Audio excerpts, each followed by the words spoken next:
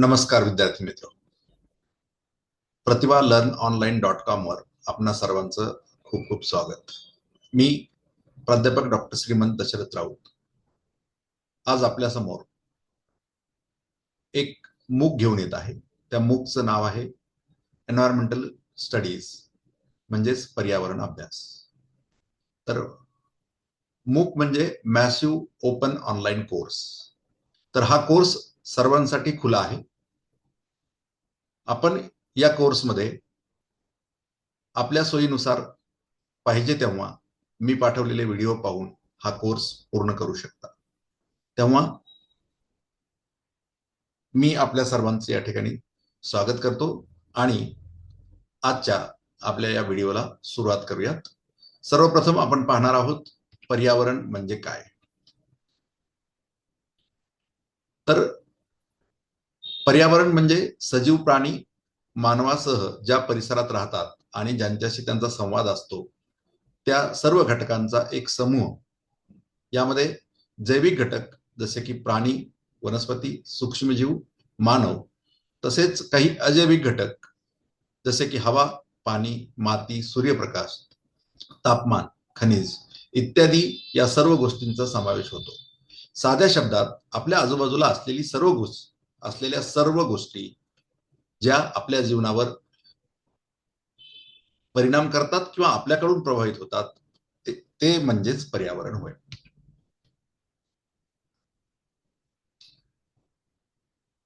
पर्यावरणाच्या काही शास्त्रीय व्याख्या वेगवेगळ्या शास्त्रज्ञांनी केलेल्या आहेत. त्यातली जी पर्यावरणाची पहिली व्याख्या आहे ती व्याख्या आहे विज्ञानाच्या एखाद्या जीवाच्या सभोवताली असलेल्या सर्व जैविक आणि अजैविक घटकांच्या एकत्रित स्वरूपाला पर्यावरण असं म्हणतात. हे सर्व घटक त्या सजीवाच्या जीवनावर आणि अस्तित्वावर प्रत्यक्ष किंवा अप्रत्यक्षपणे परिणाम करत असतात. म्हणून त्याचं पर्यावरण असं म्हणायचं. तर E.J. रॉस यांनी एक पर्यावरणाची व्याख्या केलेली आहे. पर्यावरण म्हणजे अशी बाह्य शक्ती जी आपल्याला प्रभावित करते. म्हणजेच environment is an external force which influences us or get influenced by us. C.C. Park यांच्या मते पर्यावरण म्हणजे अवकाश आणि वेळेच्या विशिष्ट बिंदूवर मानवाला वेढून टाकणाऱ्या सर्व परिस्थितींची एकूण गोळाबेरीज होय. म्हणजेच environment refers to the sum total of all the conditions which surround man at a given point in a space and time. आणखी एक व्याख्या आहे पर्यावरण म्हणजे व्यक्ती, प्राणी किंवा वनस्पती यांच्या विकास किंवा वाढीवर परिणाम करणाऱ्या बाह्य परिस्थितींचा समूह, जसे की राहण्याच्या जागा किंवा कामाची परिस्थिती इत्यादी सर्व गोष्टींचा आपल्यावरती प्रत्यक्ष आणि अप्रत्यक्ष परिणाम होत असतो. म्हणून या सर्व गोष्टी आपल्या पर्यावरणामध्ये येतात. आणखी काही व्याख्या आपल्याला करता येतील. आणखी एक व्याख्या आहे जी बोरिंगनी केलेली आहे. A person's environment consist of the sum total of the stimulation which he receives from his conception until the death. म्हणजेच अगदी व्यक्तीच्या जन्मापासून किंवा जन्मापूर्वीपासून अगदी गर्भधारणेपासून व्यक्तीच्या मृत्यूपर्यंत त्याला प्राप्त होणाऱ्या सर्व उत्तेजनांचा एकूण योग म्हणजेच पर्यावरण होय. दुसरी व्याख्या आहे डग्लस होलंड यांनी केलेली. The term environment is used to describe in the aggregate all the external forces, influence and conditions which affect the life, nature, behavior and the growth, development and maturity of living organisms. पर्यावरण म्हणजे सर्व बाह्य शक्ती, प्रभाव आणि परिस्थिती यांचा एकूण योग ज्या व्यक्ती सजीवाच्या जीवन, स्वभाव, वर्तन तसेच त्याच्या वाढ, विकास आणि परिपक्वतेवर प्रभाव टाकत असतात. तर ह्या पाहिल्या आपण काही पर्यावरणाच्या व्याख्या. आता आपण पाहूयात पर्यावरणाची व्याप्ती. नेमकं पर्यावरण कशाला म्हणायचं किंवा पर्यावरणामध्ये नेमकं काय काय येतं. तर पर्यावरण अभ्यास हा बहुविद्याशाखीय विषय आहे. त्यामध्ये वेगवेगळ्या शास्त्रीय शाखांचा आपण एकत्रितपणे अभ्यास करणार आहोत, जो विविध शास्त्रांचे ज्ञान एकत्र करून पर्यावरणीय समस्या समजून घेतो आणि सोडवतो. त्याची व्याप्ती तसं पाहायला गेलं तर खूप विस्तृत आहे. पण नैसर्गिक प्रणाली, परिसंस्था, जैवविविधता, नैसर्गिक चक्र उदाहरणार्थ पाण्याचं चक्र, कार्बनचं चक्र आणि पर्यावरण संतुलन याचा अभ्यास हा एक पर्यावरणाचा भाग आहे. तसेच मानव पर्यावरण संबंध, शेती, उद्योग, शहरीकरण, वाहतूक यांचा पर्यावरणावर होणारा परिणाम हा देखील पर्यावरण अभ्यासाचा भाग आहे. प्रदूषण आणि त्याचं नियंत्रण, हवा, पाणी, माती, ध्वनी आणि उष्णता प्रदूषण, कचरा व्यवस्थापन या सर्व गोष्टी ज्या आहेत त्या पर्यावरणामध्ये अंतर्भूत असतात. त्यानंतर नैसर्गिक संसाधन व त्याचं व्यवस्थापन, जंगल, पाणी, खनिज, ऊर्जा यांचं संरक्षण आणि त्याचा शाश्वत वापर कशा पद्धतीने आपण करू शकतो याचा अभ्यास जो आहे तो पर्यावरणामध्ये केला जातो. पर्यावरणविषयक कायदे आणि धोरण याचा देखील आपण अभ्यास या पर्यावरण अभ्यासमध्ये करणार आहोत. त्यामध्ये आंतरराष्ट्रीय करार, जसं की उदाहरणार्थ पॅरिस करार आहे, राष्ट्रीय कायदे आहे, पर्यावरण प्रभाव मूल्यांकन आहे, या सर्व गोष्टी.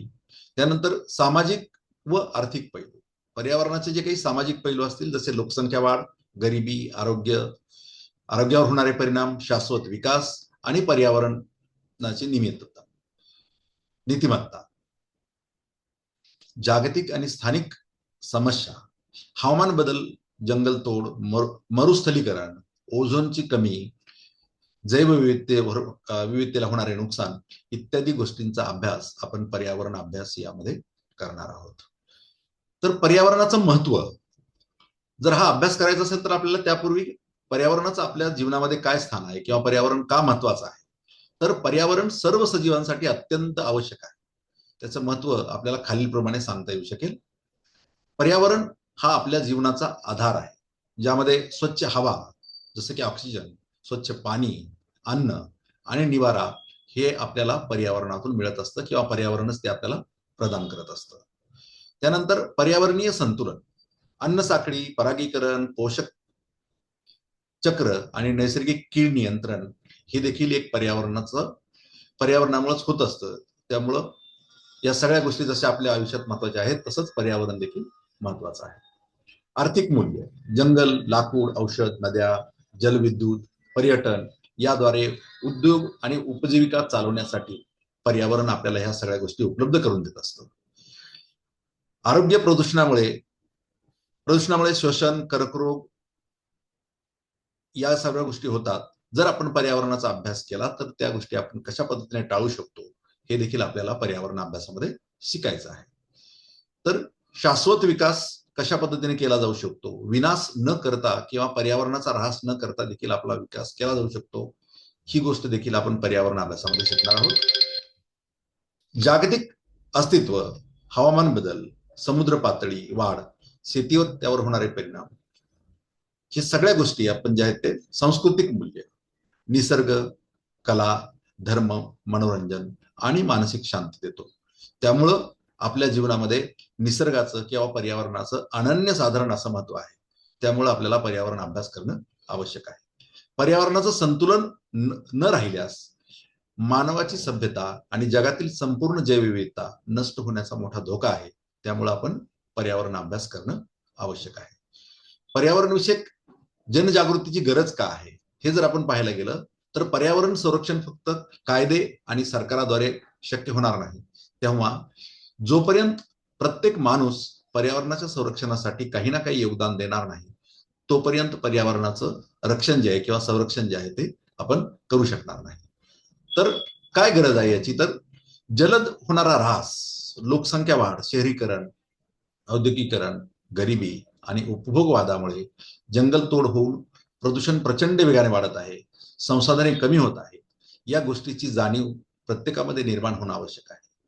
कारण पर्यावरण ही वैयक्तिक जबाबदारी आहे. प्रत्येक व्यक्ती ही पर्यावरण विषयक समस्या निर्माण करत असते, तेव्हा त्यावरील उपाय करणं हे देखील प्रत्येक माणसाचं काम आहे किंवा कर्तव्य आहे. हे आपल्याला प्रत्येकाच्या लक्षात आणून देण्याची गरज आहे.